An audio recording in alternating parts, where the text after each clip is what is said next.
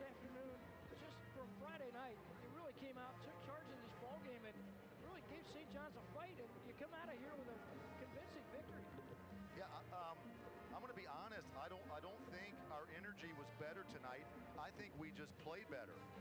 We were emotionally ready to play on Friday night. We just stunk, and that's the truth. Now today, we were ready and we played well, and we had a group of people playing well, and we obviously tinkered with our 1-3-1, and it was so much tighter today than it was a day ago. So, but yes, it was a good day. You did. You went to the 1-3-1. I got to give you credit. It was great game plan. It seemed like at times you really tightened things up in the lane, and then at the same time, when St. John's wanted to throw cross-court passes, you had like some defensive backs ready to go get it. Yeah. Really made them limited a lot of the chances that they had. And that's why I was screaming, "Hold it! Where's the ball going? Where's it going?" But I didn't want us gambling. I wanted us to play when it's in the air. You see it, you can make a play. But I didn't want us gambling, and I thought we made some just clutch plays in the middle of that second half. Some and ones, really did a good job at the free throw line, I don't know what else to say. I'll let you ask questions so I can answer something. Yeah, 13 steals for you this afternoon, 17 turnovers on a St. John's team that really takes pretty good care of the basketball. And, yeah, out-rebound them by one, 35-34. It's interesting. We've out-rebounded the last two opponents, both darn good basketball teams. Right. And usually they say you can't rebound out of a zone, and that's what really I thought kept them in the closer. It gave them a lead. They had all those offensive rebounds. They had 11, I believe, at halftime. Yes. So we did a really good job in the second half. And sometimes it just takes a while to get into a groove. And boy, it's fun. This game's indicative of our whole season. It's just been up and down, and when we play well, and when we don't, it's a. So, can you say it on the radio, Mike? Yeah, absolutely. Yeah, that is definitely FCC friendly. Yeah, but it's definitely, it just shows where we are. I think it also kind of shows where we're going. Eventually, those highs and lows, I think, will level out, and there'll be more just solid play as this team continues to mature. Well, some big news for you this afternoon. Aaliyah Zant comes up with 22 points, a career best for the second straight game, and man, what a stretch of games she's having for you right now. 8 of 13 from the floor this afternoon. And I got to tell you, the thing I love, that I'm so proud of, that Aaliyah has just been so loose throughout her career with the basketball, with her shot selection, with her ball handling at times, with her decision making, and wow, what a difference that kid. I don't know, in the last 3 or 4 weeks, it can't be coaching. I don't know if I've done it. I still yell at her like I always do, but for her to bounce back and play like this day after day, when we're so short-handed, and it's awesome for her to have that kind of success, and us, obviously. Yeah, I was going to say, I don't think she had any turnovers today. I don't have the final stat sheet in front of me, but did she have one? She had 0, you're right. She had 0. So, yeah, the other thing I noticed about Aaliyah is now when she's attacking the basket, she's getting to the free throw line every time. She's drawing contact and getting to the foul line. Well, we were getting a better angle off the ball screen. We're setting a lot more ball screens here recently, and we were getting, in the first half early on, we were getting some charges. Our shoulders will still face the sideline. We got turned going downhill a little bit, and we got some gaps, and boy, we made some big buckets, but we got the free throw line, which is so important. Yeah, that's something you haven't done in the past couple of games. You just didn't have the opportunities there. You made the most of it today. Yeah, and I thought the other factor was the zone was one thing to kind of get them on their heels and slow down a couple of their stars. But the other thing, we started small. We played a lot of small ball today, made their bigs have to chase and do some different stuff. And not that was a huge factor, but I do believe it kind of changed the feel of the game for them a little bit. Talk about Rayshon Gaffney, 23 points, 9 of 13 from the floor. You see why she was sought after and scorer and an ACC recruit. She comes in here and gives you a nice afternoon. Yeah, it's kind of like, Ray, where you been, babe? You know what I mean? When we got her and we're working with her in the spring and summer, and I was like, this kid's going to be one of the top 5, 6 players in the conference. And it's just so hard, especially playing for an idiot like me. It's so hard to get acclimated, because I'm just so particular and I make players think. But I always tell them, look, I know you're going to hate me sometimes. I know you're not going to understand, but the longer you're with me, year by year, at the end, it's going to be a really cool thing. And Ray did a great job. She fit right into everything we're doing. She didn't force very little, and just made the right plays. And she's going to be a star. I have no doubt she's going to be a star. And it's really cool to see her come out on a big day like this and play well. Well-rounded game for her. She did it on the defensive end. Got you some big rebounds too. Yeah, Ray. Yeah, she only had one. I said, Ray, you got to get some defensive rebounds. But she's looking for that ball to go score. She's looking for those leak outs sometimes.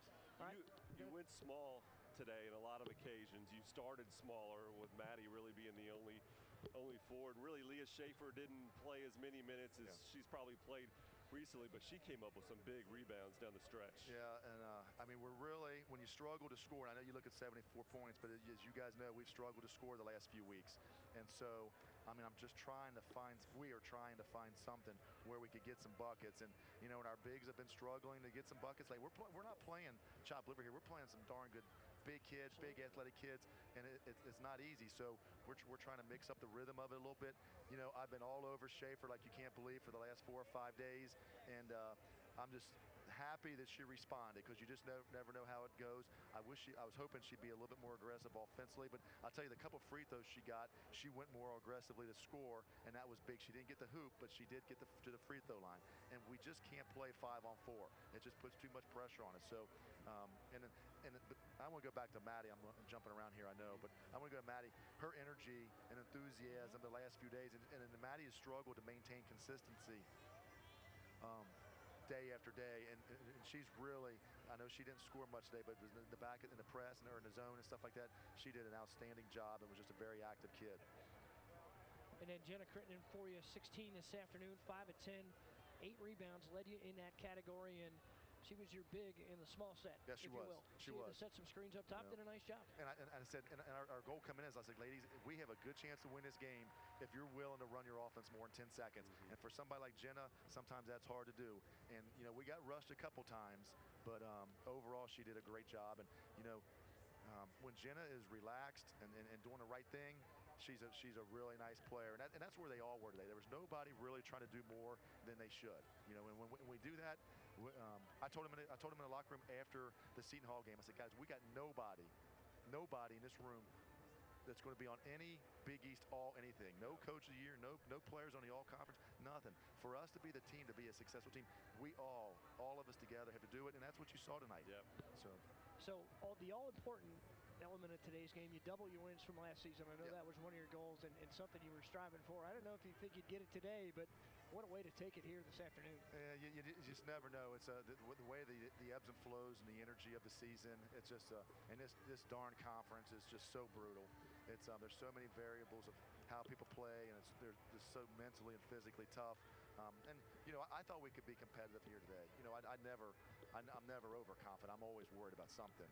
But I thought we could be competitive if we would just play our game. If we would just play our game and play together. And goodness gracious, if those young ladies didn't do it.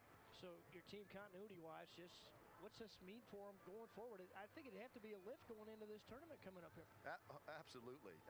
We needed a little bit of a confidence boost. We've had some tough days where we just haven't played well, albeit against really good teams, but we just haven't played well. That's why I told Greg out here in the pregame show, I just want to play good today. I just want to play good. Winning or losing, that's all part of it, but you just want to play well. You want to feel good about it. The other night I'm watching this play, I'm like, who coaches this team? Do we practice? And it's just, I was a little embarrassed, to be honest with you. I mean, man, you need to get it together, but then you come out tonight, and it's just this profession is just so crazy, so crazy. You just never know what you're going to get. But feels pretty good after days like today, though. Yeah, I will take it. But going in the tournament, it gives us a lot of momentum. It gives us some confidence. It'll be an easy week of practice as far as getting them interested. We've been showing them highlight videos and motivational crud all week. So now we can just get after them a little bit. Yeah, looks like you're going to get the Georgetown Hoyas for the 3rd time this season and beat them on the road. It was a tight game, but that's got to help you as well mentally. Well, they always say it's hard to beat somebody 3 times, and maybe that's the case. I think if the other games don't matter, they're just we just got to go in and play well. But as you were there, I think, were you at the Georgetown game? Absolutely, I was. And their length and their athleticism. Now we've just got to get it down to that last 4 or 5 minutes where you make them think about it a little bit, you know. And if we can do that, hopefully we can be successful. I mean, I remember going up there last year, sitting at that media table afterwards, thinking and telling whoever reported were there that, you know, when we come back, we're going to be a better club. So I'm hoping I can live up to that. Yep, well, a good opportunity here coming up for you, and we'll start it on Saturday up in Chicago. Well, thanks for stopping by. Congratulations. What a great way to close the season here at Cintas Center. Yeah, it beats the other alternative. Absolutely. All right, guys, does. I appreciate you. Take care. That is Xavier head coach Brian Neal with his thoughts on this afternoon. The Musketeers a 74-61 victory here to close out the season.